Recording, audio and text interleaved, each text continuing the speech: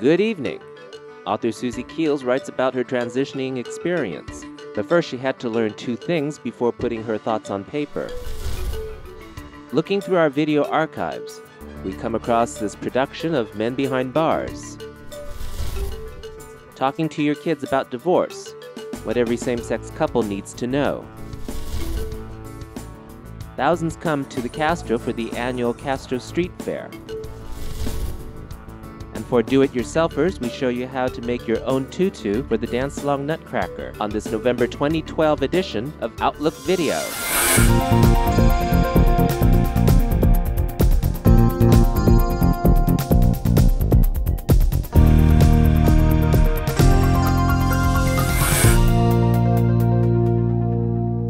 And welcome to Outlook Video, your nationally recognized award-winning news magazine for GLBT, LMNOP, and the rest of the alphabet communities. I'm Raymond Donald Hong.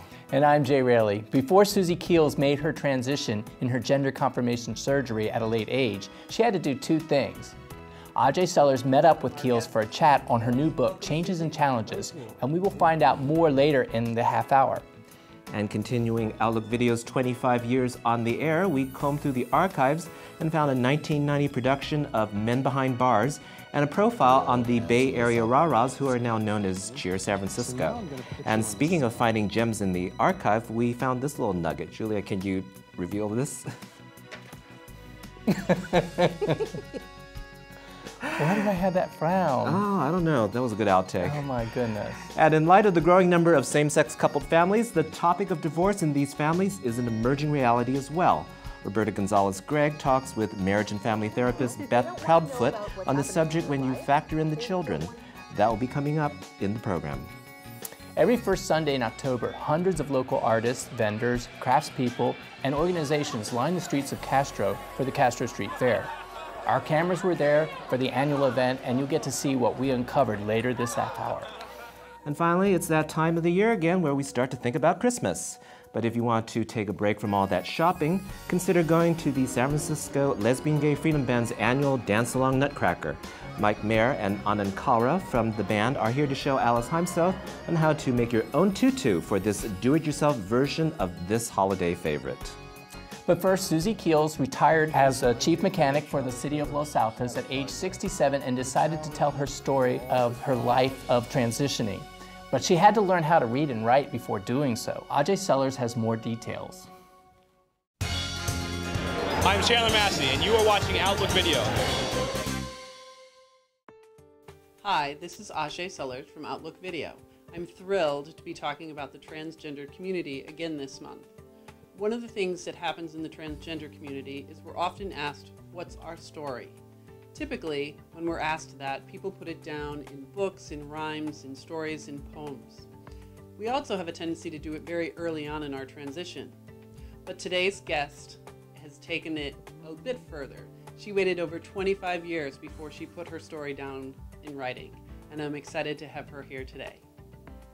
I'm thrilled to welcome our guest, Suzie Keels. Welcome, Suzie. Thank you. I'm pleased to be here. So, Suzie, I know most people typically write their autobiography or their biography early on in their transition, but yet you waited 25 years to do that. Why did you wait so long? It just took me that long to put it all together. And I am transgender and have dyslexia and ADD, which made it harder for me to put my story together.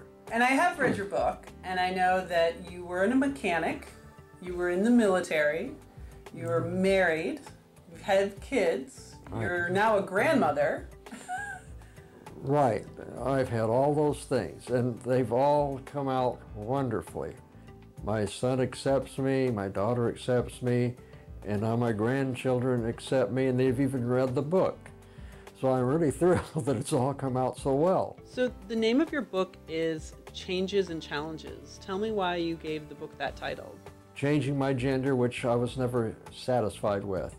The challenges were all the job and all these things of going back to school and people not accepting me. And finally, you have to prove yourself. And I felt that I'd done that. And it's been fun living a life that I never thought I'd get to.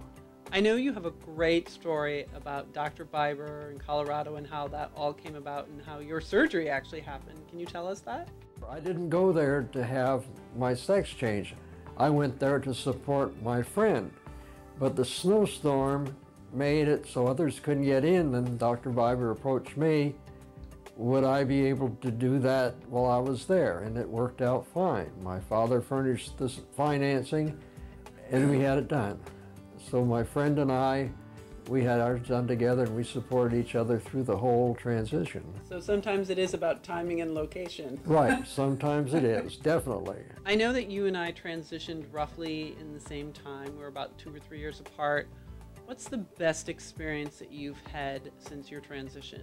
Was having my family near me and be able to move back, and now I'm looking forward to probably living with my brother. I've given up my house, and a lot of friends I've lost, and I moved to Dublin, which I'm happy to do, and out of the Bay Area. With people who are transitioning being somewhat older, what's the best piece of advice you could give someone who's older who's looking to transition?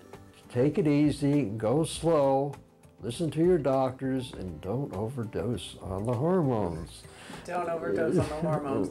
That's a really good piece of advice, because I think lots of people who do start transition do have that habit of trying to go too fast. This is Ajay Sellers from Outlook Video. I'd like to thank my guest Suzie Keels for joining me and talking about her great book, Changes and Challenges, and I look forward to seeing you all again soon.